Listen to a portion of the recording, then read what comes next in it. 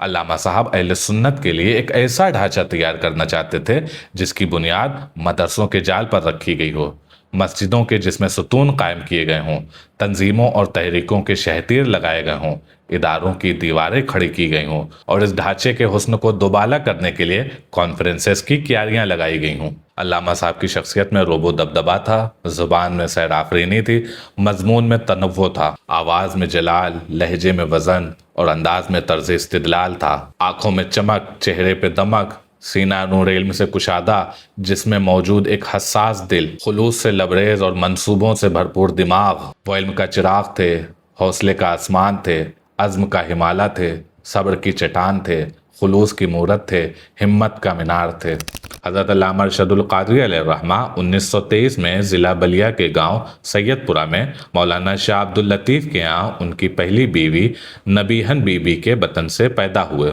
نام غلام رشید رکھا گیا۔ وجہ یہ بنی کہ بچپن میں علامہ صاحب کو ام الصبیان ہو گیا تھا، ہاتھ پیر بالکل اکڑ گئے تھے، خون جم گیا تھا، آواز ختم ہو گئی تھی اور موت کے بالکل قریب تھے۔ ان کے والد ماجد سلسلہ رشیدیہ میں حضرت آصف یا غازی پوری علیہ الرحمہ سے مرید تھے، اور اسی سلسلے میں ایک بزرگ درس نظامی کی مشہور کتاب مناظرہ رشیدیہ کے مصنف مولانا مصطفیٰ رشید صاحب گزرے ہیں، تو والد صاحب نے علامہ صاحب کو سرکار مصطفیٰ رشید صاحب کی غلامی میں دے کر انہی سے منسوب کر کے نام غلام رشید رکھا، اور قلبی توجہ سے ان سے عرضی لگائی کہ ہم نے اس کو آپ کی غلامی میں دے دیا ہے، اب آپ ہی اس کی حفاظت فرمائیں۔ علامہ صاحب شفایاب ہو گئے۔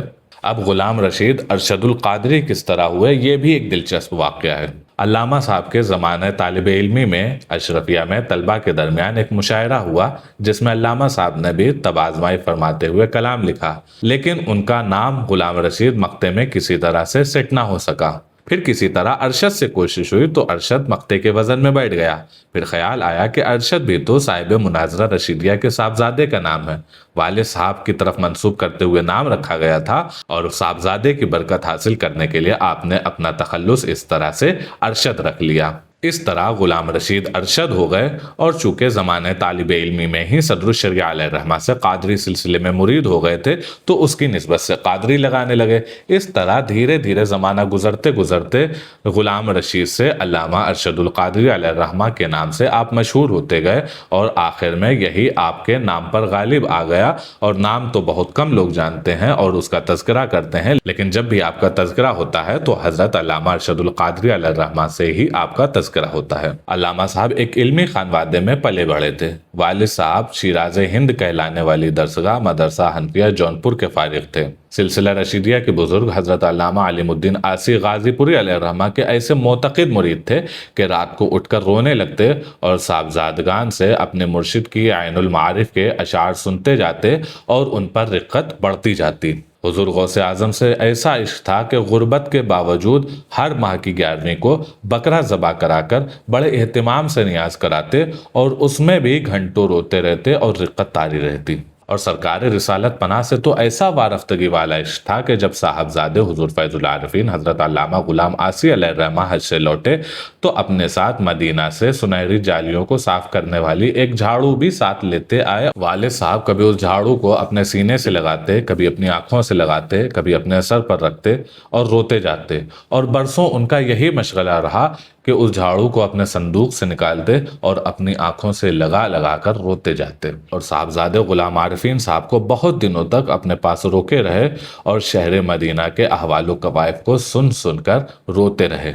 عشق اتنا بڑھا کہ ارادہ فرما بیٹھے کہ اب یہاں دل نہیں لگتا، چلو شہر مدینہ میں ہی رہیں گے، اور وارفتگی کے عالم میں گھر کی چیزوں کو بھی بیچنا شروع کر دیا۔ بڑی مشکل سے یہ ارادہ ترک ہوا، لیکن حسرت ہمیشہ دل میں رہی، اور کہا کرتے تھے اگر ہم وہاں گئے تو واپس لوٹ کر نہیں آئیں گے۔ آپ کے بھتیجے نے مدینہ طیبہ سے آپ کو خط لکھ کر یہ اطلاع دے دی کہ دن میں 5 مرتبہ بارگاہ رسالت میں حاضری ہوتی ہے اور نام لے کر آپ کا سلام پیش کیا جاتا ہے، تو اس سطر سے بھی آپ پر خوب رقت ہوئی کہ میرا نام اور بارگاہ رسالت میں لیا جا رہا ہے۔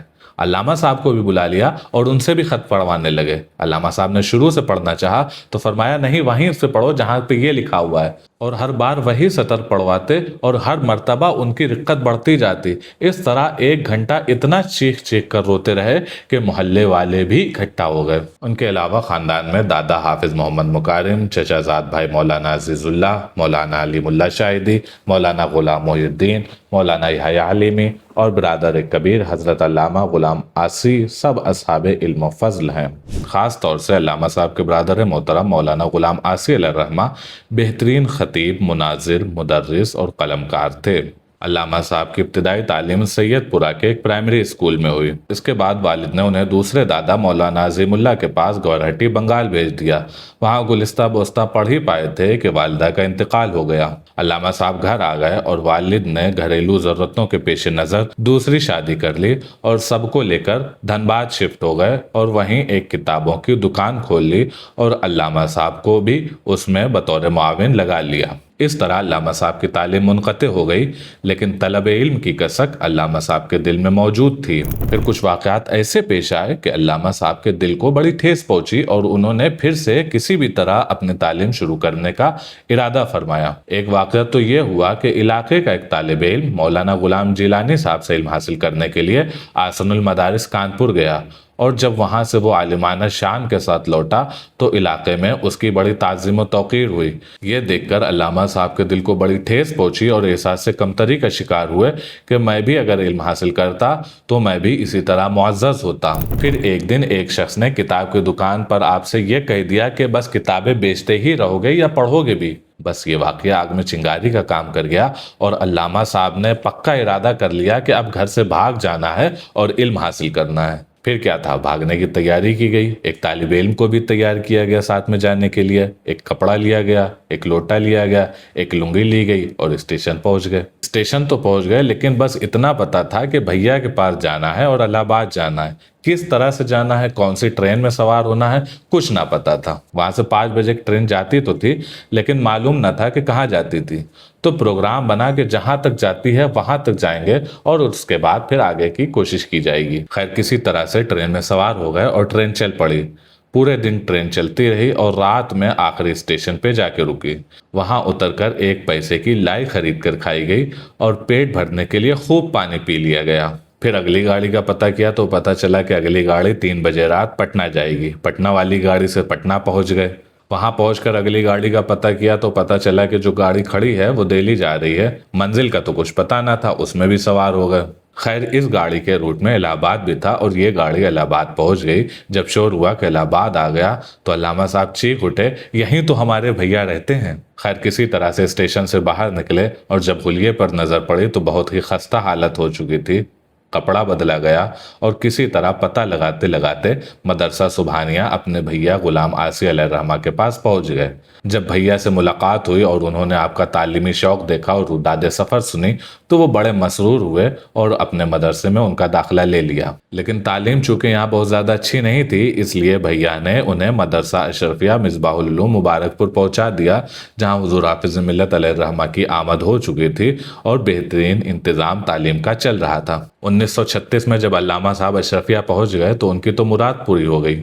ان کو وہ ساری چیزیں میسر آ گئیں جن کی ان کو تلاش تھی۔ یہاں علامہ صاحب نے حافظ ملت کے زیر سایہ خوب محنت، لگن اور جذبے کے ساتھ علم حاصل کیا۔ باضابطہ امتحان تو ہوتے نہ تھے اس لیے اساتذہ سے تو پڑھتے ہی پڑھتے، ساتھ ہی اپنے سینئر ساتھیوں سے بھی پڑھتے اور سال مکمل ہونے سے پہلے اگلی جماعت میں چلے جاتے تھے۔ اس وقت اشرفیہ میں مطبخ تو تھا نہیں، بچوں کے کھانے پینے کا انتظام جاگیر والا تھا۔ علامہ صاحب کا داخلہ تو ہو گیا تھا لیکن جاگیر کا انتظام نہیں ہو سکا تھا۔ لیکن ان کے چچا زاد بھائی مولانا غلام محی الدین صاحب اشرفیہ میں مدرس تھے تو وہ ان کو چارانہ یومیہ دیا کرتے تھے جس سے علامہ صاحب کے کھانے پینے کا انتظام ہوا کرتا تھا۔ لیکن علامہ صاحب کی شخصیت میں آگے بڑھنے کا جذبہ تھا۔ وہ درس میں بھی ترقی کرتے گئے اور خارجی مصروفیات خصوصاً چندہ مہم میں بھی حصہ لیتے گئے اور ترقی کرتے گئے اور دھیرے دھیرے حافظ ملت علیہ الرحمہ کی بھی نگاہ میں آ گئے۔ اشرفیہ اس زمانے میں اپنے ابتدائی مرحلے میں تھا اور مبارک پور میں اشرفیہ کے چندے کا جلوس حافظ ملت علیہ الرحمہ کی سرپرستی میں نکلا کرتا تھا جس میں طلبہ نظمیں پڑھا کرتے تھے اور ان نظموں پر خوب چندہ ہوا کرتا تھا۔ تو ایک دن اس چندے کے جلوس میں علامہ صاحب کی بھی نظم پڑھی گئی، جس پر پیسوں کی خوب بارش ہوئی اور حافظ ملت علیہ الرحمہ پر رقت بھی طاری ہوئی۔ جب مقطع میں نام ارشد پڑھا گیا تو حافظ ملت علیہ الرحمہ نے دریافت کیا کہ یہ ارشد کون ہے۔ علامہ صاحب وہیں پر قریب میں ہی کھڑے ہوئے تھے، فوراً مسکراتے ہوئے سامنے آ گئے اور حافظ ملت علیہ الرحمہ نے علامہ کے سر پر ہاتھ پھیرا اور ان کو انعام سے بھی نوازا گیا۔ اس طرح علامہ صاحب حافظ ملت علیہ الرحمہ کے منظور نظر ہو گئے اور حافظ ملت علیہ الرحمہ اپنے طلبہ کو تقریریں بھی لکھ کر دیا کرتے تھے، اور جو طلبہ اچھی تقریریں کیا کرتے تھے ان کو ساتھ اپنے پروگراموں میں بھی لے جایا کرتے تھے۔ تو علامہ صاحب تقریروں کی طرف بھی خوب توجہ دیا کرتے تھے۔ شام کے وقت جب طلبہ تفریح کرتے تھے تو علامہ صاحب ایک دور دراز مزار پر پہنچ جاتے تھے اور وہاں پر پڑی اینٹوں کو کھڑا کر کے اپنا سامعین بنا کر ان کے سامنے تقریروں کی مشق کیا کرتے تھے۔ اس طرح علامہ صاحب نے تقریروں میں بھی خوب مہارت پیدا کر لی اور دھیرے دھیرے حضور حافظ ملت علیہ الرحمہ کے ساتھ نہ صرف مبارک پور میں آپ کی تقریریں ہوا کرتی تھی بلکہ بیرون مبارک پور بھی حافظ ملت علیہ الرحمہ آپ کو پروگراموں میں لے جایا کرتے تھے۔ اور دھیرے دھیرے اپنی شاندار سرگرمیوں کی بنیاد پر علامہ صاحب حافظ ملت کے اتنے قریب ہو گئے کہ جب حافظ ملت نے 1942 میں مبارک پور چھوڑ کر جامعہ عربیہ ناگپور کو اپنی قیام گاہ بنایا تو جن چند طلبہ کو حافظ ملت اپنے ہمراہ لے آئے تھے ان میں علامہ صاحب بھی تھے، اور یہیں سے علامہ صاحب نے اپنی خارجی سرگرمیوں سے عملی زندگی کی شروعات کی اور ایک منفرد نوعیت کا مدرسہ شبینہ قائم کیا، جس میں رات میں طلبہ کو وہ پڑھاتے تھے اور صرف علم سے ہی نہ نوازتے تھے بلکہ اپنی طرح ان سے خارجی ایکٹیویٹیز بھی کراتے تھے، جیسے تقریر کروانا، مکالمے کروانا اور عربی میں گفتگو کروانا۔ اور یہیں علامہ صاحب حضور صدر الشریعہ علیہ الرحمہ سے سلسلہ قادریہ میں مرید بھی ہوئے تھے۔ خیر 1944 میں حضور حافظ ملت علیہ الرحمہ اپنے خاص شاگردوں کے ساتھ دوبارہ مبارک پور تشریف لے آئے اور یہیں 1944 میں حضرت علامہ صاحب فارغ ہوئے۔ چونکہ ناگپور میں علامہ صاحب اپنے جوہر دکھا چکے تھے، اس لیے فراغت کے بعد اہل ناگپور نے آپ کو حضور حافظ ملت علیہ الرحمہ سے گزارش کر کے یہاں بلوا لیا۔ ناگپور آ کر علامہ صاحب نے خوب محنت کی، بچوں کو پڑھایا، عمر دراز لوگوں کو شبینہ مدرسہ میں پڑھایا اور تنہا ساری ذمہ داریاں سنبھالی اور اتنا بہترین نظام قائم کیا کہ جلد ہی دور دور اس درسگاہ کا شورا اڑنے لگا۔ یہیں سے فقیہ ملت حضرت علامہ مفتی جلال الدین امجدی علیہ الرحمہ نے آپ سے علم حاصل کیا۔ علامہ صاحب 1952 تک یہیں خدمات انجام دیتے رہے۔ 1952 میں حضور حافظ ملت نے جمشید پور کا دورہ کیا اور محسوس کیا کہ شہر آہن میں ایک مرد آہن کی ضرورت ہے۔ اس ضرورت کو پورا کرنے کے لیے حافظ ملت نے اپنے چہتے شاگرد حضرت علامہ ارشد القادری علیہ الرحمہ کو چنا، ان کو خط لکھ کر جمشید پور آنے کا حکم دیا۔ ناگپور والے چونکہ علامہ صاحب کی کارکردگی سے خوب مطمئن تھے، وہ کسی بھی قیمت پر علامہ صاحب کو جانے نہ دینا چاہتے تھے، لیکن حضور حافظ ملت علیہ الرحمہ کا حکم نامہ چونکہ آیا تھا، اس لیے بادل ناخواستہ ان لوگوں نے اپنی رضامندی کا اظہار کیا اور علامہ صاحب کو جمشید پور کے لیے رخصت کیا۔ جمشید پور میں نہ تو کوئی شناسہ تھا، نہ رہنے سہنے کا انتظام تھا، نہ کوئی اسباب و متاع تھا، بس ساتھ تھیں تو حضور حافظ ملت علیہ الرحمہ کی دعائیں تھیں، ان کی حکمت تھی اور ان کی ہمت تھی۔ جمشید پور آنے سے قبل علامہ صاحب اجمیر جاتے ہیں اور بارگاہ خواجہ غریب نواز میں حاضر ہوتے ہیں، پورا رمضان یہیں گزارتے ہیں اور جمشید پور میں کام کرنے کے لیے اپنے آپ کو خواجہ غریب نواز کے روحانی فیضان سے تیار کرتے ہیں۔ عید پڑھ کر علامہ صاحب جمشید پور کے لیے روانہ ہوتے ہیں اور جمشید پور آ کر برما مائنز کی مسجد کے امام صاحب کے پاس جاتے ہیں اور وہاں اپنا مدعا بیان کرتے ہیں۔ وہ بھی علامہ صاحب کے مدعے کو سن کر حیران رہ جاتے ہیں کہ بے یار و مددگار بغیر کسی شناسہ کے علامہ صاحب یہاں آئے ہوئے ہیں۔ بہرحال اگلے دن سے سائیکل پہ سوار ہو کر علامہ صاحب نے جمشید پور کا جائزہ لینا شروع کیا۔ صبح سے شام تک جمشید پور کی گلیوں میں گھومتے پھرتے اور رات کو بارگاہ رب میں فریاد کرتے اور دعائیں کرتے۔ ایک دن اسی طرح گھومنے میں ان کو ایک گھر کے دروازے پر یا خواجہ یا صابر لکھا ہوا دکھتا ہے تو ان کو یقین آتا ہے کہ اب یہاں کچھ کام بن جائے گا۔ بہرحال دروازے پر دستک دیتے ہیں۔ جب میزبان سے ملاقات ہوتی ہے تو عرض کرتے ہیں کہ میں بارگاہ خواجہ سے تمہارے لیے کچھ پیغام لے کر آیا ہوں۔ یہ سن کر ان کے اندر ایک لگن سی پیدا ہو جاتی ہے، وہ فوراً اپنے گھر کے اندر بلانا چاہتے ہیں، لیکن علامہ صاحب یہاں پر یہ کرتے ہیں کہ کیوروسٹی کو مزید بڑھانے کے لیے کہتے ہیں کہ میں کل آپ سے ملاقات کروں گا۔ علامہ صاحب تو یہ کہہ کر واپس آ جاتے ہیں، لیکن وہاں تو بے صبری سے انتظار ہو رہا ہوتا ہے کہ بارگاہ خواجہ سے ہمارے لیے کیا پیغام آیا ہے۔ بہرحال جب اگلے دن علامہ صاحب وہاں پہنچتے ہیں اور پھر وہ دریافت کرتے ہیں کہ بتائیے تو ہمارے لیے بارگاہ خواجہ سے کیا پیغام آیا ہے، تو علامہ صاحب اپنا مقصد بیان کرتے ہیں کہ بارگاہ خواجہ سے مجھے یہاں ایک مدرسہ قائم کرنے کا اشارہ ملا ہے، جس کے لیے مجھے آپ کے برآمدے کی ضرورت ہے۔ میزبان مصارف کی بات اٹھاتے ہیں کہ مدرسے کے اخراجات کیسے پورے ہوں گے، تو علامہ صاحب فرماتے ہیں کہ آپ اس کی فکر نہ کریں، میں فی سبیل اللہ خدمت کروں گا۔ تو وہ حامی بھر لیتے ہیں۔ اس طرح جناب ضمیر الدین صاحب کے برآمدے سے مدرسہ فیض العلوم کی ابتدا ہوتی ہے۔ اب نئے علاقے میں اپنی چھاپ کیسے بنائی جاتی ہے وہ علامہ صاحب سے سیکھیے۔ علامہ صاحب وہاں کے مڈل اسکول جاتے ہیں اور ماسٹر صاحب سے گزارش کر کے ان کے اسکول میں پڑھنے والے چند ذہین طلبہ کو اپنے یہاں چائے پارٹی پر بلاتے ہیں۔ جب طلبہ چائے پارٹی پر آتے ہیں تو علامہ صاحب اپنی گفتگو سے ان طلبہ کو تقریر سیکھنے پر آمادہ کر لیتے ہیں اور آہستہ آہستہ خاموشی کے ساتھ ان کو چند تقریریں یاد کرا دیتے ہیں۔ جب ان کی تقریر کی تیاری سے علامہ صاحب کو اطمینان ہو جاتا ہے تو علامہ صاحب ایک جشن تعلیمی منعقد کرتے ہیں اور اس میں جمشید پور والوں کو، خاص طور سے ان طلبہ کے والدین کو مدعو کر لیتے ہیں۔ جب جشن شروع ہوتا ہے اور اسکول کے بچے جب اپنے والدین اور محلے والوں کے سامنے شاندار تقریریں کرتے ہیں تو سب لوگ حیران ہو جاتے ہیں۔ آخر میں علامہ صاحب کھڑے ہوتے ہیں اور والدین کے سامنے بہترین گفتگو کر کے ان والدین کو اپنے بچوں کو مدرسے میں داخل کرنے پر آمادہ کر لیتے ہیں۔ پھر اگلے دن جب علامہ صاحب داخلہ لینے کے لیے بیٹھتے ہیں تو اسی دن 300 بچے آپ کے ہاں اپنا نام رجسٹر میں درج کراتے ہیں۔ نتیجہ یہ ہوتا ہے کہ ضمیر الدین صاحب کا برآمدہ تنگ پڑ جاتا ہے اور مدرسہ ایک میدان میں درخت کے نیچے لگنے لگتا ہے، جہاں بچے درخت کے نیچے بیٹھتے اور علامہ صاحب چھاتا لے کر دھوپ میں ان بچوں کو پڑھایا کرتے تھے۔ جگہ تو پہلے ہی تنگ پڑ گئی تھی تو علامہ صاحب نے جگہ کی تلاش بھی شروع کی۔ جو جگہ پسند آئی وہ ٹاٹا کمپنی کے ہاتھ میں تھی۔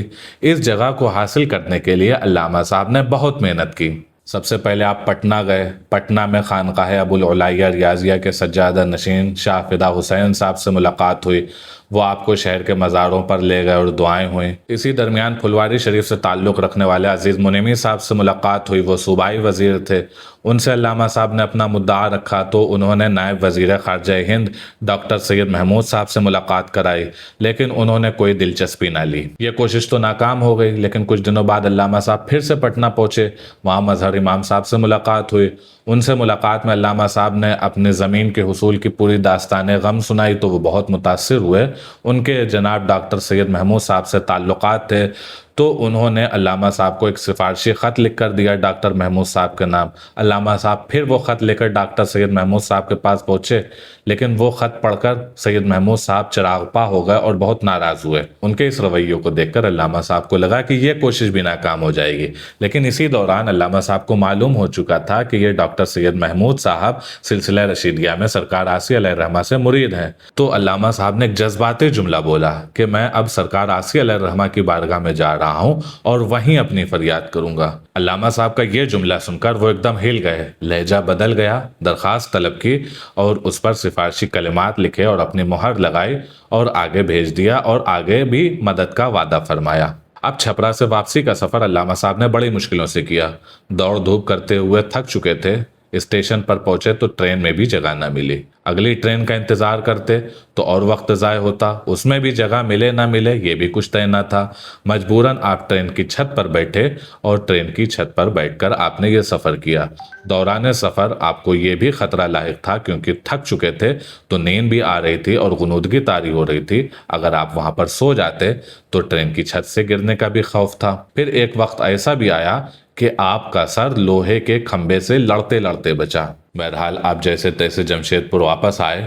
وہ خط ٹاٹا کمپنی پہنچایا، کوششیں جاری رکھیں، لیکن جیسے جیسے وقت گزرتا جاتا تھا بے چینی بڑھتی جاتی تھی۔ جب زیادہ پریشان ہوئے تو خانقاہ رشیدیہ چلے گئے اور وہاں جا کر ایک مسجد میں ایک ہفتہ کے لیے معتکف ہو گئے اور بارگاہ الہی میں اپنی فریادیں رکھنے لگے۔ بہرحال کچھ مہینوں کے بعد 1955 میں کچھ مقررہ شرطوں پر آپ کو وہ زمین حاصل ہو گئی جس کے لیے آپ نے بہت زیادہ محنتیں کی تھیں، اور اسی زمین پر فیض العلوم کی پہلی عمارت کا سنگ بنیاد رکھنے کے لیے ایک بزم نظم سجائی گئی جس میں حضور مفتی اعظم ہند علیہ الرحمہ، حضور حافظ ملت علیہ الرحمہ، سرکار پٹنہ سید شاہ فدا حسین علیہ الرحمہ، برادر محترم حضور فیض العارفین علیہ الرحمہ اور بہت سارے مقامی علماء ائمہ نے شرکت کی، اور فیض العلوم کی پہلی عمارت کا سنگ بنیاد رکھا گیا، اور 1960 میں اس عمارت کی پہلی منزل مکمل ہوئی اور مدرسہ اس عمارت میں منتقل ہو گیا۔ لیکن یہ علامہ صاحب کے خواب کی پہلی تعبیر تھی، اسی لیے قائد اہل سنت رکے نہیں، کوششیں کرتے رہے، زمینیں حاصل ہوتی رہیں، عمارتیں تعمیر ہوتی رہیں، اور پھر علامہ صاحب نے ملک کے مختلف حصوں میں بھی فیض العلوم کی متعدد شاخیں بھی قائم فرمائیں۔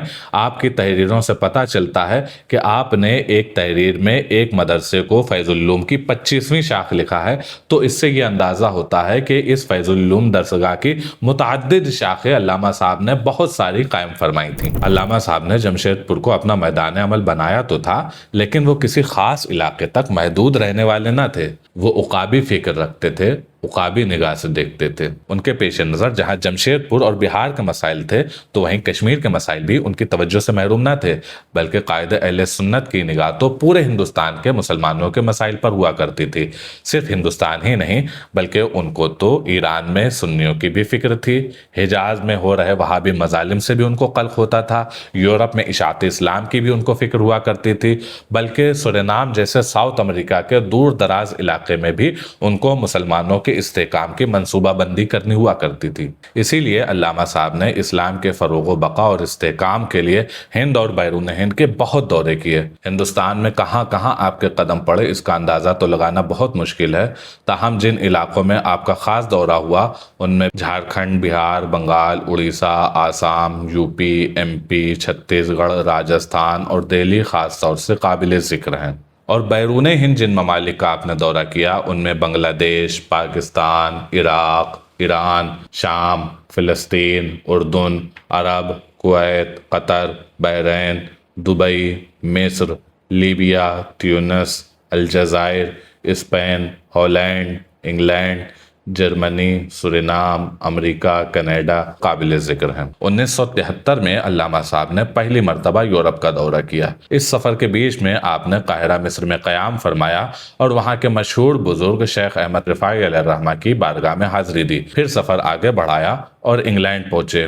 اس سے پہلے حج کے موقع پر دار ارقم میں مشہور علماء کی موجودگی میں ورلڈ اسلامک مشن کی بنیاد پڑ چکی تھی۔ 1972 میں دار ارقم میں اس وقت موجود تھا، مکہ مکرمہ میں ایک میٹنگ ہوئی تھی، صحیح، جس میں پاکستان میں کے علماء میں علامہ نیازی صاحب، نورانی میاں صاحب قلعہ، اور ہندوستان میں علامہ ارشد القادری رحمۃ اللہ علیہ تھے۔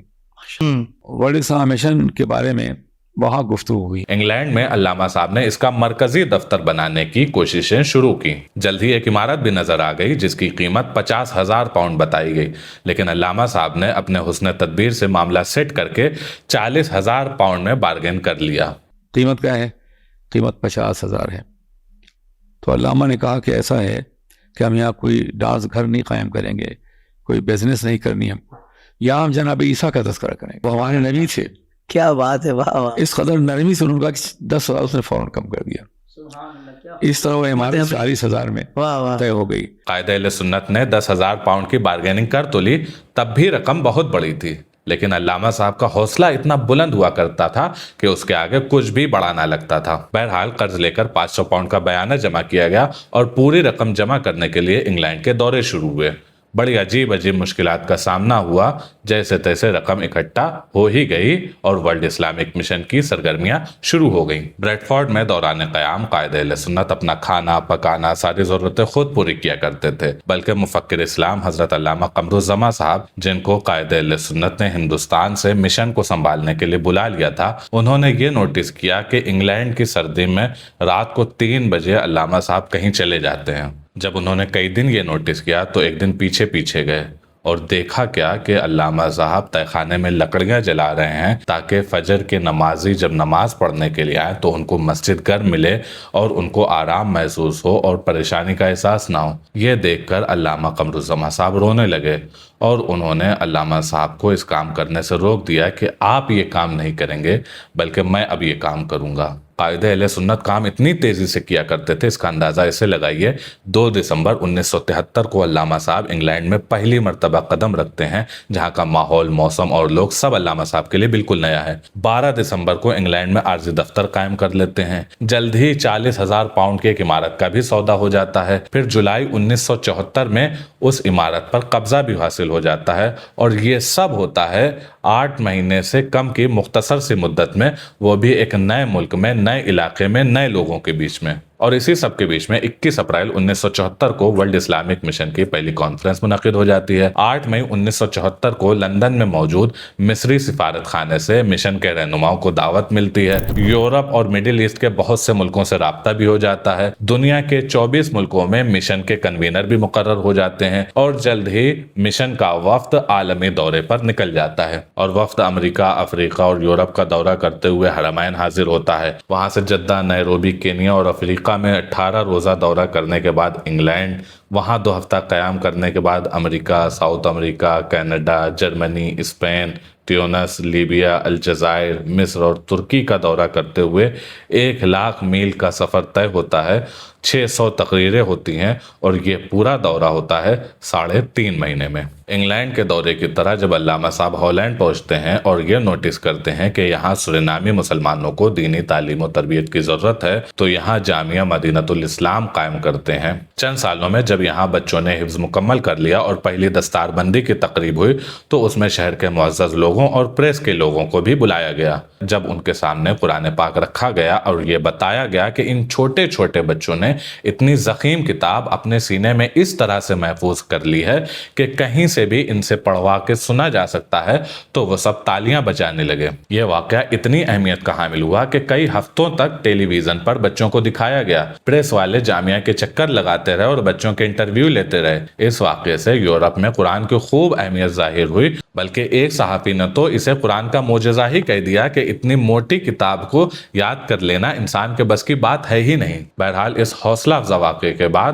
حفظ و قرات اور عالم و فاضل کے بھی درجے کھولے گئے، اور مستقبل کی بھی منصوبہ بندی کی گئی، اور آگے کے لیے ایک عمارت کی بھی تیاری شروع ہوئی، جو جلد ہی مل بھی گئی، جس کی قیمت $9.25 لاکھ تھی، جو اس وقت کے حساب سے 62 لاکھ انڈیا کے روپیے بنتے تھے۔ جلد ہی 40% رقم دے کر یہ عمارت حاصل بھی کر لی گئی، لیکن ہالینڈ والوں کو اس سودے پر بڑا تعجب ہوا کہ $9.25 لاکھ میں اتنی شاندار عمارت کیسے مل گئی، لیکن پوری رقم کا انتظام کرنا بڑا دشوار کام واقع ہوا۔ مسلسل کوششوں کے بعد جب یہ رقم اکٹھا نہ ہو سکی، تو علامہ شاہ احمد نورانی علیہ الرحمہ آپ کے پاس آئے اور آپ کے سامنے لوگوں کا حال دل رکھا کہ اگر یہ رقم اکٹھا نہ ہو سکی اور آپ ہندوستان واپس چلے گئے تو ہمارے لیے یہ کام بہت مشکل ہو جائے گا، بہتر یہ ہے کہ آپ اس بارے میں دوبارہ سوچ لیں۔ تو علامہ صاحب نے پورے عزم و حوصلے اور یقین کے ساتھ پردیس میں بھی یہی فرمایا کہ میں جا کہہ رہا ہوں کہ بقایا رقم کی فراہمی ان کے سر آئے، جب تک جامعہ کی رقم ادا نہیں ہو جائے گی میں یہیں رہوں گا۔ بہرحال علامہ صاحب وہیں ٹھہرے رہے۔ کچھ دنوں بعد ایک اور چندے کی محفل منعقد ہوئی، لیکن اس محفل میں بھی چندے کا انتظام نہ ہو سکا، تو علامہ صاحب آخر میں رو رو کر دعائیں مانگ رہے تھے۔ اسی محفل میں ایک نوجوان موجود تھا۔ جب اس نے علامہ صاحب کو اس طرح سے رو رو کر دعائیں مانگتے دیکھا تو اس کو یہ لگا کہ علامہ صاحب کے خاندان میں کسی کا انتقال ہو گیا ہے۔ تو اس نے کسی سے پوچھا کہ یہ بزرگ اتنا رو کیوں رہے ہیں، کیا ان کے گھر میں کسی کی میت ہو گئی ہے؟ تو اس کو بتایا گیا کہ ان کے گھر میں کسی کی میت نہیں ہوئی ہے، بلکہ یہ رو اس لیے رہے ہیں کہ ہمارے علاقے میں یہ جامعہ قائم کرنا چاہ رہے ہیں، اور اس جامعہ کے لیے رقم کا انتظام نہ ہو سکا ہے۔ علامہ صاحب کو روتا دیکھ کر اور ان کی آنکھوں سے آنسو بہتا دیکھ کر یہ نوجوان بہت متاثر ہوا۔ اس نے اپنے والد صاحب کو فون کیا، پورا واقعہ بیان کیا اور اپنے والد سے کہا کہ آپ کسی بھی طرح سے اس رقم کا انتظام کر دیجئے، مجھ سے ان بزرگ کا رونا دیکھا نہیں جاتا ہے۔ اس نوجوان کے والد ایک بڑے تاجر تھے، انہوں نے اپنے بیٹے کی سفارش پر وہ بقایا رقم کا انتظام کروا دیا۔ اس طرح سے علامہ صاحب کے آنسوؤں سے وہ کارنامہ انجام پایا جس کارنامے کے لیے بڑے بڑے لوگ پریشان تھے۔ ہالینڈ کی اس شاندار کامیابی کی خبر سورینام بھی پہنچی، تو سورینام سے بھی علامہ صاحب کو دعوت ملی کہ آپ ہمارے یہاں آئیں اور دینی ادارہ قائم کریں۔ علامہ صاحب سورینام सूरीनाम भी पहुंचे और वहां पर आपने दारुल उलूम अलीमिया सूरीनाम में कायम फरमाया। साथ ही कायदे अहले सुन्नत ने सूरीनाम में मुसलमानों के हालात और मुल्क का जायजा लेने के बाद सूरीनाम में एक पॉलिटिकल पार्टी की भी बुनियाद रखी ताकि मुसलमानों के मामलात को वहां पर इस्तेहकाम हासिल हो सके। मैंने ये देखा कि कोई भी आदमी अगर उनके पास आया, उसने अपने काम की बात की और जब काम की बात ख़त्म हो गई तो वो कहते हैं जाओ भाई, अब तुम्हारा काम ख़त्म हो गया, मेरा काम नुकसान हो रहा है। भाई ज़िंदगी इतनी सादगी थी, आपको बताऊं, जहाँ वो लिखते थे वहीं तो जाते थे। ज़िंदगी का सादगी का मामला ये था कि जामिया निज़ामुद्दीन में भी उनका अपना अलग से कोई कमरा नहीं था, जहाँ बैठे हुए थे और वही मतलब आपन में ऐसे मतलब गद्दा लग जाता, लगा हुआ था, तकिया लगा, सो गए। और सोने के बाद में ज़िंदगी की बहुत सादगी थी। खाने के लिए भी बहुत सादगी थी। वो खाने के लिए ऐसा नहीं था कि उनको मतलब जो है ना रोज़ मुर्ग मुसल्लम पे ये सब्ज़ी मिल गई, सब्ज़ी से खा ली, मतलब शोरबेदार, वैसे गोश्त शोरबेदार पसंद करते थे, वो शोरबेदार से खा के दे जाते। बहुत सारा ज़िंदगी मतलब ज़िंदगी में हमने तो कोई ऐसा मामला उनका देखा ही नहीं कि कोई लग्जरियस हो, मतलब हालांकि उनके हाथ में बहुत कुछ रहता था, मगर कभी ऐसा नहीं हुआ कि कभी उन्होंने लग्जरी ज़िंदगी को अपनाया हो। शाम में गुर्बत गए और शहर खामोश गए, एक अरशद अकेला कफन पोश है, खौफ की है घड़ी वक्त है पुरखतर, दोनों आलम के सरकार आ जाइए। शाम में गुर्बत गए और शहर खामोश गए, एक अरशद अकेला कफन पोश है, खौफ की है घड़ी वक्त है पुरखतर, दोनों आलम के सरकार आ जाइए, दोनों आलम के सरकार आ जाइए, दोनों आलम के सरकार